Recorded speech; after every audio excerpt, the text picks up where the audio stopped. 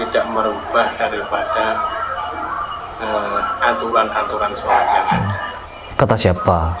Ketika orang selesai membaca Al-Fatihah, Bismillahirrahmanirrahim, Alhamdulillahirrahmanirrahim, yang di belakang amin. Apa itu? Gimana kita mau diwujudkan aminnya kalau mengucapkan amin saja tidak beradab? Dikasih tonton kepada masyarakat luas, yang dimana yang nonton bukan cuma orang muslim. Ketika nonton seperti itu, diketawain kita sama orang-orang non muslim. Oh begini nyembah Tuhannya. Lucu ya orang Islam nyembah Tuhannya kayak orang mau balapan. Sedangkan orang Hindu dan Buddha saja, ketika mereka menyembah Tuhannya, hikmat. Dan kita orang muslim menyembah Allah yang katanya inna dina indallahil Islam, menyembah Allah dengan cara gerusah-gerusu. Bismillahirrahmanirrahim, teman-teman, masih seputar dengan sholat tarawih kilat ya, dimana memang dari beberapa hari yang lalu, kemarin-kemarinnya saya sudah membahas perihal orang yang melaksanakan sholat tarawih dengan cara yang kilat. Nauzubillah min dzalik. Jadi di sini saya mendapatkan informasi terbaru. Sebenarnya ini saya sudah mendapatkan informasi dari dulu ya, saya sudah tahu memang kalau memang ada ini.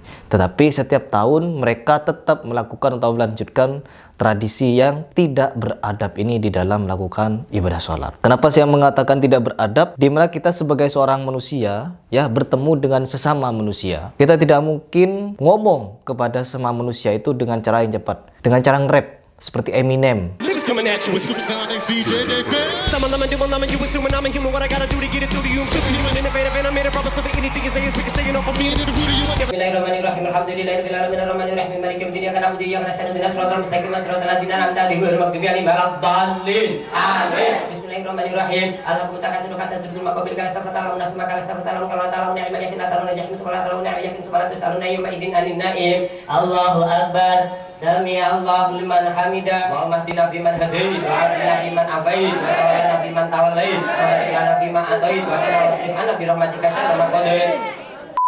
Ini orang ngomong apa, terus tujuannya kemana, maksudnya apa, bagaimana dia bisa menyampaikan kalimat dengan seperti itu. Tetapi itu di dalam lagu tentunya. Ketika kita bertemu dengan sosok bos misalkan, bos atau atasan kita, tentunya kita akan menggunakan baju yang rapi dengan kalimat atau bahasa yang santun dan juga beradab. Tetapi ketika kita menghadap kepada Allah Subhanahu wa Ta'ala, pencipta alam semesta, dengan cara nge-rap ya, bersujud belum kelar udah bangun, buru-buru mau kemana ya. Baik, saya tidak akan merespon di awal dulu sebelum saya bereaksi seperti apa pernyataan atau alasan mereka di dalam mengerjakan ibadah sholat tarawih kilat. Nah ini dia ya teman-teman, coba kita play. Saudara, sebuah pondok pesantren di Blitar menggelar salat tarawih kilat kurang dari 10 menit. Salat tarawih kilat ini pun telah menjadi tradisi sejak puluhan tahun lalu. Bukan kurang dari 10 menit, katanya juga ada yang bilang atau mencatat hanya diselesaikan dalam waktu 6 menit. Coba lanjut. Tuh. Salat tarawih kilat ini merupakan tradisi yang selalu dilakukan oleh pondok pesantren Mambaul Hikam di Kabupaten Blitar setiap bulan Ramadan. Iya, setiap bulan. Rakaat salat tarawih dan witir dikerjakan hanya dalam waktu 10 menit saja. Salat tarawih kilat tersebut sudah dilakukan sejak puluhan tahun lalu. Hal itu dilakukan karena warga sekitar pada zaman dahulu banyak yang bekerja sebagai buruh tani pada siang hari. Sehingga untuk meringankan beban warga beribadah di malam Ramadan, pihak pondok pesantren pun menggelar salat tarawih secara kilat. Meski dilaksanakan secara cepat, namun tidak mengurangi syarat dan rukun salat tarawih. Oke, ada penjelasannya. Jadi tadi alasan pertama itu karena rata-rata di situ pekerjanya petani, jadi tidak mau membebani umat Islam dengan tarawih yang begitu lama. Ketika seorang muslim karena keutamaan sholat tarawih itu banyak, lalu mau tidak mau harus dilaksanakan dengan cara yang cepat karena tidak mau mengganggu aktivitas orang. Besoknya mau kerja. Ini udzur yang sudah tidak masuk akal. Setengah jam kita sholat tarawih itu tidak akan merugikan hidup kita. Toh kita akan tidur juga hanya 8 jam. Ya, waktu ideal manusia tidur ini 8 jam. Sedangkan sholat tarawih itu dilakukan setelah sholat isya. Paling lama lah setengah jam. Dari jam 7 sampai setengah 8. Dari setengah 8 sampai pagi mau ngapain? Sampai rela mengorbankan adab untuk menyembah kepada Allah. Ya, sampai rela, ini logikanya. Sholat hanya 10 menit, sedangkan dia punya waktu semalaman 12 jam. Meskipun dia sholat 30 menit, tidak perlu banyak-banyak. Ambil 8 rakaat, 11 rakaat dengan witir. Tidak perlu 23, kalau itu memberatkan. Karena Allah tidak maksa kamu untuk sholat tarawih. Kita tidak dipaksa untuk sholat tarawih karena itu sunnah, bukan kewajiban. Beda lagi dengan kewajiban. Kalau memang memberatkan itu sholat tarawih, jangan dilakukan. Kalau sholat tarawih capek, nanti saya bangunnya kesiangan. Apa itu? Bukan seperti itu tradisinya. Sholatlah tarawih tidak perlu banyak-banyak rakaatnya, yang penting khusyuk. Karena yang dinilai dari sholat sunnahnya seseorang itu bukan dinilai dari segi rukunya, seberapa banyak engkau ruku. No. Tetapi seberapa khusyuk engkau sujud, seberapa khusyuk engkau mendirikan sholat tersebut. Ya, mau mendirikan sholat 23, 36, 50 rakaat, 100 rakaat, tapi tidak khusyuk percuma. Mendirikan sholat 11 rakaat, mendirikan sholat tarawih atau sholat sunnah 11 rakaat, tetapi dilakukan dengan khusyuk, meresapi setiap pelafazannya, membuat makmum kita itu mengerti apa yang kita ucapkan, maka itu sudah lebih dari cukup daripada 50 rakaat yang tidak khusyuk tadi, tidak tumakninah tadi, tidak punya adab tadi. Ya, jadi ketika kita menghadap kepada Allah, jangan pernah menanam mindset di sini harus banyak sujud kepada Allah, apapun caranya, meskipun sholat dengan cara kilat.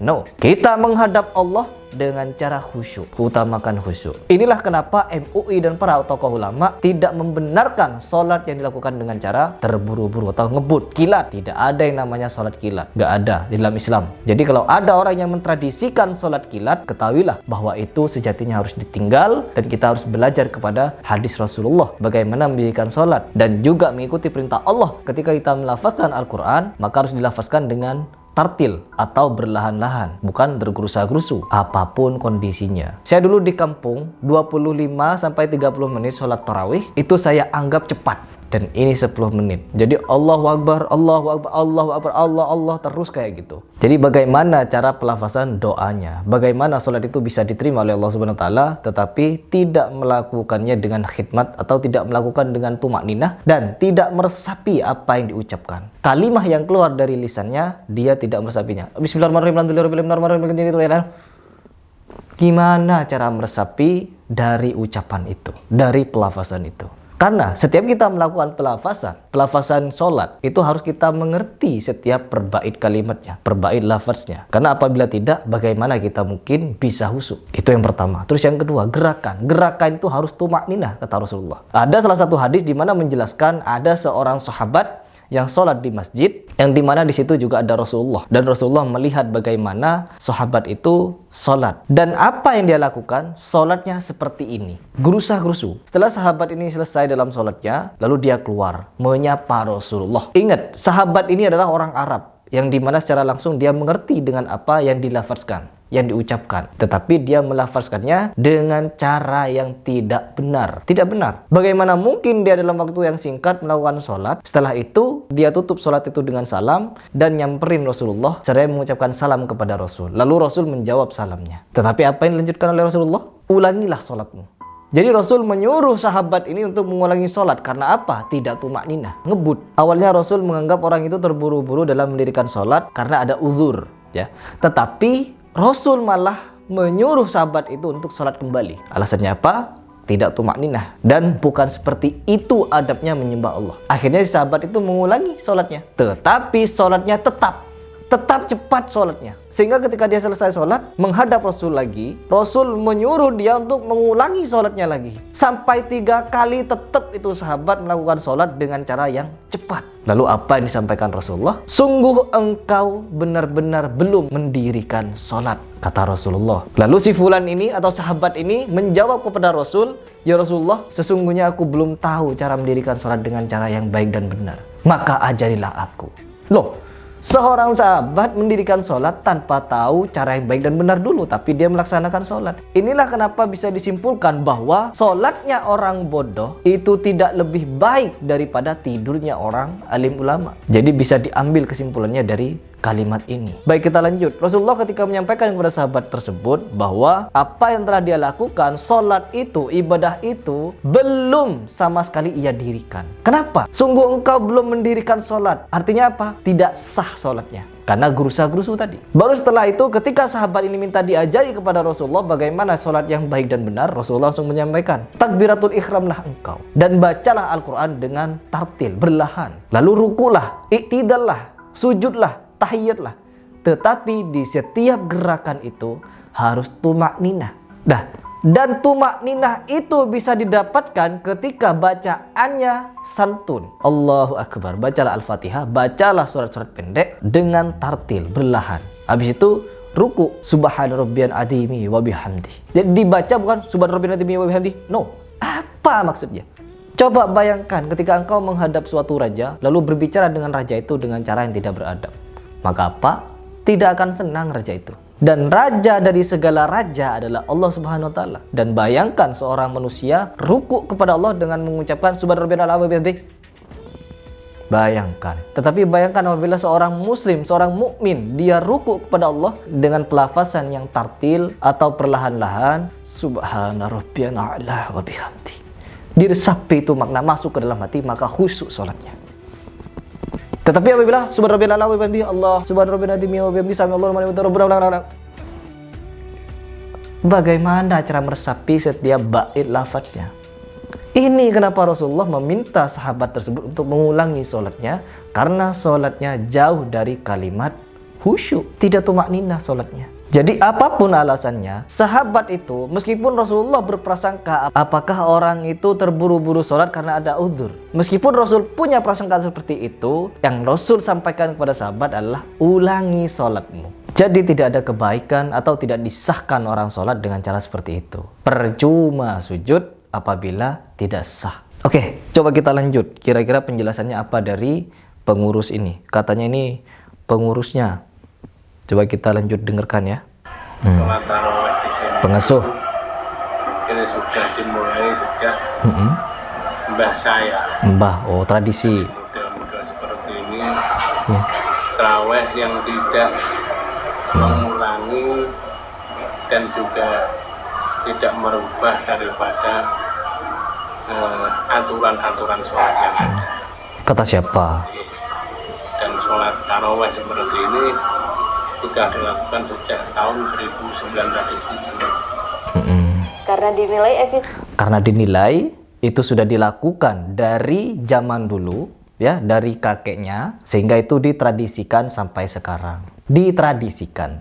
Ingat, Islam bukan tradisi tetapi ajaran. Apapun tradisi yang bersimpangan dengan Islam, apapun adat istiadat yang bersimpangan dengan Islam, maka itu tidak patut untuk kita pertahankan. Contohnya seperti tradisi sholat seperti ini. Jangankan saya, banyak ulama yang menyayangkan, MUI juga menyayangkan perbuatan seperti ini. Ini tidak sesuai dicontohkan Rasul. Alasannya uzur, karena ingin melakukan kegiatan di siang hari menjadi seorang petani, lalu malam harinya beribadah kepada Allah dengan cara gursa-gursu. Ada waktu banyak, semalam itu ada 12 jam. Bersujud kepada Allah setengah jam itu kurang. Karena Allah telah memberikan oksigen secara gratis, memberikan rezeki dari arah yang tidak disangka-sangka, memberikan kesehatan, memberikan nikmat akal, memberikan nikmat Islam. Tetapi di dalam menikmati apa yang diberikan oleh Allah, menyembah kepada Allah hanya 10 menit dan gerusa-gerusu. Alasannya apa? Paginya kerja. Jadi dia lebih mementingkan kerja daripada lama-lama bersujud kepada Allah.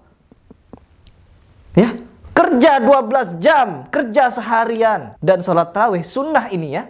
Sunnah 10 menit cuma. Jadi 10 menit dia sholat, sisanya dia pakai untuk tidur, malas-malasan semalaman, atau membuat perutnya kenyang.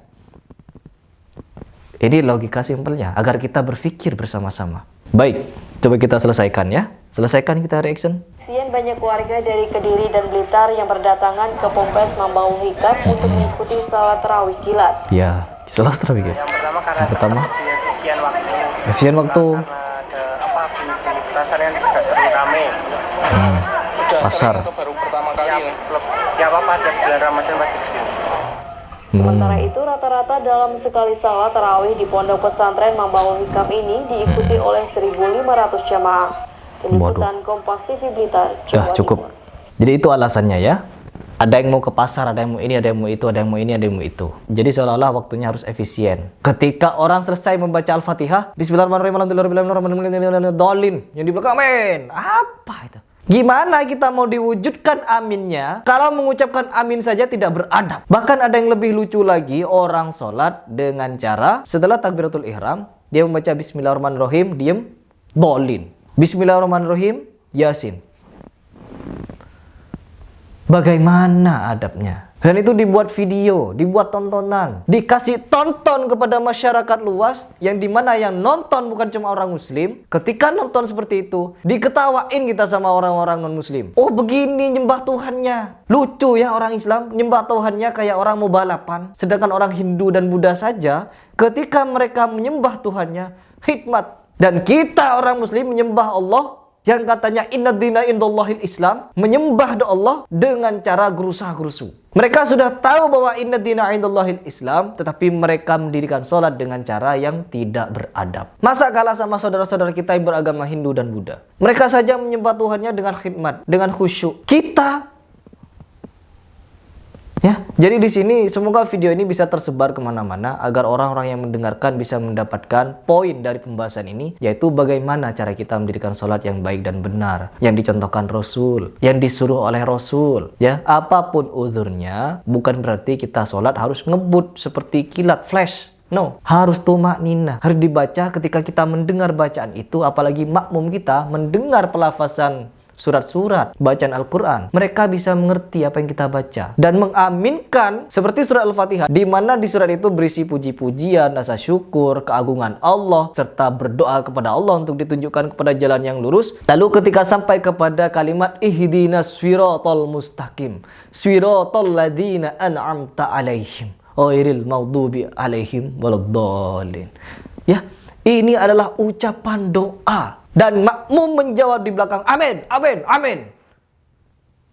Mana adabnya? Doa itu. Dan mengaminkan bukan cuma seperti itu yang di belakang, amin sambil cengengesan, amin sambil goyang-goyang banyak. Jadi ini adalah keresahan saya, di mana ketika saya melihat umat zaman akhir ini, orang-orang yang melaksanakan sholat dengan tidak punya adab, itu dijadikan pembelajaran kepada kita, bisa kita saling menasihati untuk kembali pada kebenaran dan kesabaran. Sholat dengan cara yang benar, dan lakukan dengan cara yang sabar juga. Kalau kita sudah tergerusa-gerusu mengefisienkan waktu yang katanya jemaah ini dengan cara sholat tarawih 23 rakaat hanya dalam waktu kurang dari 10 menit atau 6 menit, dari mana kita bisa tahu kalau itu sudah benar dan sabar? Gerusa-gerusu saja itu bukan simbol dari kesabaran. Sedangkan kalau kita ingin beribadah harus benar dan sabar. Benar dari segi pelafasan dan gerakan serta tumak ninanya, dan sabar di dalam sholat itu. Kalau gerusa-gerusu sabar tahu enggak? Sudah enggak. Saya buru-buru harus ini, harus itu, harus ini, harus itu. Seolah-olah sholat seperti lebih berbahaya daripada di medan perang. Lagi perang ini sholat harus cepat. Tidak tahu apa kalau Sayyidina Umar dan Sayyidina Ali wafat ditikam, saking khusyuknya sholat. Bahkan para sahabat ini menyampaikan, kalau ingin menikam atau membunuhku, lakukanlah ketika aku sholat, karena di saat itu saya khusyuk. Itu kata para sahabat. Tetapi apabila sudah sholat di dalam waktu yang sangat singkat, cepat seperti itu, yang katanya efisien, kilat, itu sudah tidak ada kekhusyuan di dalamnya. Baik teman-teman, mungkin itu saja yang ingin saya sampaikan di video ini. Semoga ini menjadi pembelajaran bagi kita semua dan menjadi hidayah bagi kita semua untuk mendirikan sholat dan memperbaiki sholat kita, belajar untuk menjadi muslim yang benar dan bersabar. Saya Herpras, apabila di video ini ada yang salah, itu murni dari kebodohan dan kekhilafan saya.